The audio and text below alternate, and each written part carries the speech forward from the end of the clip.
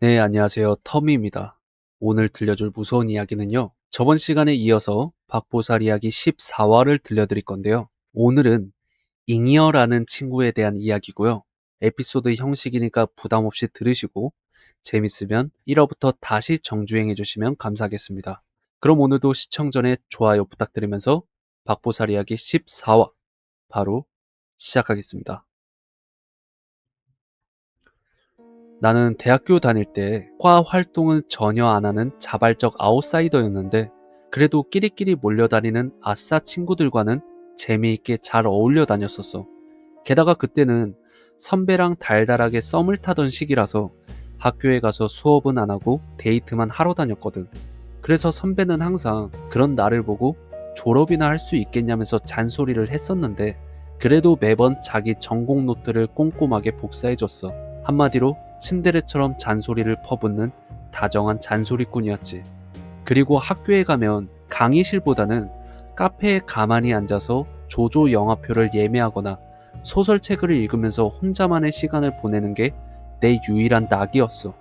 그런데 갈 때마다 꼭 마주치는 똑같은 처지의 잉여 인간 한 명이 눈에 들어오더라고. 심지어 읽고 있는 책의 취향마저 나랑 비슷하길래 용기를 내서 말을 건네봤거든.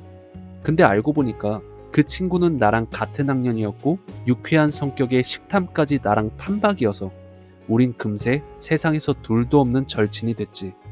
나는 그 애를 그냥 편하게 잉여라고 불렀고 겉보기에는 명품 가방에 외제차를 끌고 다닐 만큼 엄청나게 부유해 보였는데 나중에 알고 보니까 대구랑 경북 쪽 부동산 업계에서 엄청 유명한 자산가의 외동딸로 집에 상주하는 도우미 아주머니랑 개인 기사님까지 계실 정도의 엄청난 부잣집 딸인 거야.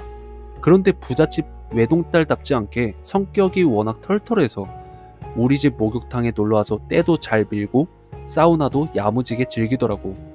그리고 우리 아빠도 싹싹하고 복스럽게 잘 먹는 잉여를 엄청 예뻐하셨는데 유독 박보살만이 잉여를 마음에 안 들어 했어.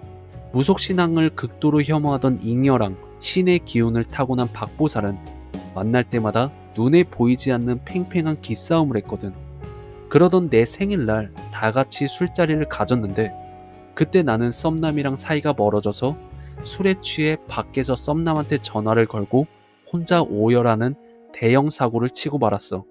그렇게 밖에서 한바탕 소동을 피우고 호프집 안으로 들어와 봤더니 어째 내부 분위기가 싸늘하게 가라앉아 있더라고. 그래서 들어보니까 직설적인 박보살이 잉여의 집안에 닥칠 손재수를 경고해줬고 기분이 상한 잉여가 쏘아붙이면서 둘이 머리채만 안 잡았지 엄청나게 싸운 상태였어. 결국 서둘러서 자리를 정리하고 우리 집이 운영하던 모텔방으로 자리를 옮겼지. 그리고 잉여는 다음날 어학연수 준비 때문에 먼저 집으로 간다길래 남은 사람들끼리 모여서 수다를 떠는데 박보살이 슬며시 잉여의 소식을 물으면서 이번 손재수를 제대로 막지 못하면 집안에 근심과 고난이 가득할 팔자라고 씁쓸하게 말하더라고. 그렇게 몇 달이 흘러 잉여는 예정대로 미국으로 어학연수를 떠났고 계절이 지나 어느 크리스마스 이브날이었어. 마침 그날 밤에 그 썸남이었던 선배가 술에 잔뜩 취해서 보고 싶다며 전화를 걸어왔고 나는 설레는 마음으로 차를 몰아 약속 장소로 가고 있었지. 그런데 도중에 뜬금없이 모르는 번호로 전화가 걸려오길래 받았더니 미국에 있어야 할 잉여가 갑자기 울면서 대구 집 앞으로 와달라는 거야. 그래서 결국 차를 돌려서 잉여네 집으로 가기 시작했지. 그렇게 약속 장소인 편의점에 도착하자마자 잉여가 차에 타더니 뜬금없이 500만 원만 빌려달라길래 깜짝 놀라서 이유를 물어봤더니 고개를 푹 숙인 채 집안이 완전히 망해버렸다면서 오열을 하더라고. 그래서 나는 잉여를 데리고 무작정 박보살이 있는 모임 장소로 끌고 갔어. 그리고 박보살은 잉여를 보자마자 네가 원하는 대로 집안을 쑥대밭으로 만드니까 속이 시원하냐면서 뼈 있는 일침을 날리더라고. 그런데 그 말을 들은 잉여가 주저앉더니 펑펑 울면서 그동안 숨겨왔던 가슴 아픈 가족의 비밀을 털어놓기 시작했어.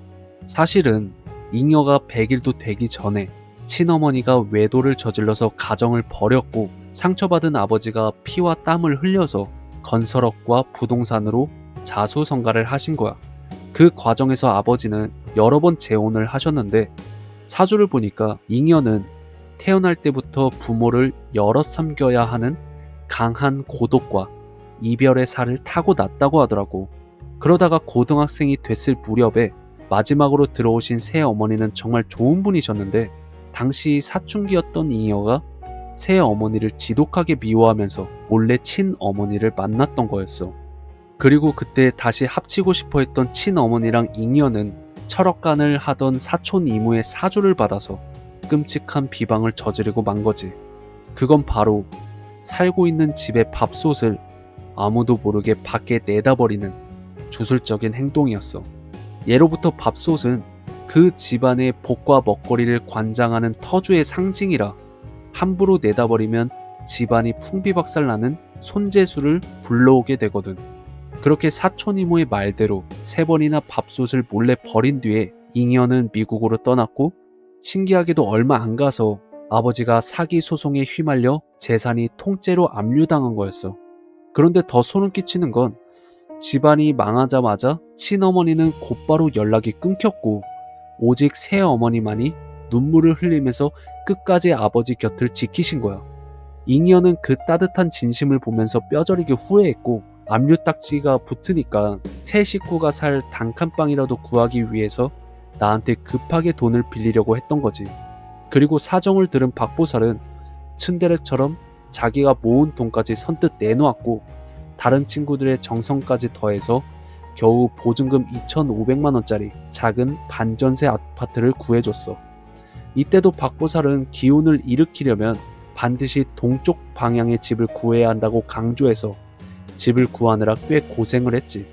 결국 모든 진실을 알게 된 아버지는 돈이야 다시 벌면 된다면서 쿨하게 용서하셨고 잉여는 새어머니랑 정말 세상에 둘도 없는 애틋한 모녀 사이가 됐어. 그렇게 세월이 흘러 잉여는 학자금 대출을 받아 무사히 졸업한 뒤에 지금은 새어머니랑 같이 예쁜 어린이 놀이방을 운영하면서 잘 살고 있는데 잉여가 과거에 무속신앙을 병적으로 증오했던 이유는 어린 시절 2번째 새엄마가 자신을 선무당한테 팔아서 억지로 신내림을 받게 했던 트라우마 때문이었대. 그 아픔을 이해한 박보살이랑 잉여는 지금도 티격태격 싸우면서도 세상에서 서로를 가장 잘 이해하는 깊은 친구가 됐어. 그리고 그때 빌려준 자금은 잉여의 아버님이 다시 성공하셔서 고스란히 이자까지 얹어 갚아주셨고 덕분에 나는 그 돈으로 유럽 신혼여행을 떠나게 됐지. 마지막으로 밥솥을 버릴 때는 그냥 버리면 집안의 온갖 복과 재물이 빠져나가기 때문에 반드시 겉의 외솥과 안의 내솥을 완전히 분리해서 주워가지도 못하게 버려야 안전하다고 해. 결국 사람의 원망이나 얕은 꾀는 스스로를 해치지만 가족의 사랑과 정성은 어떤 위기도 이겨내게 만드는 가장 강력한 힘이 아닐까 싶어. 오늘 박보살 이야기 14화는 여기까지야. 일단 오늘 밥솥에 관한 이야기는 처음 들어봐서 너무 신기했고요.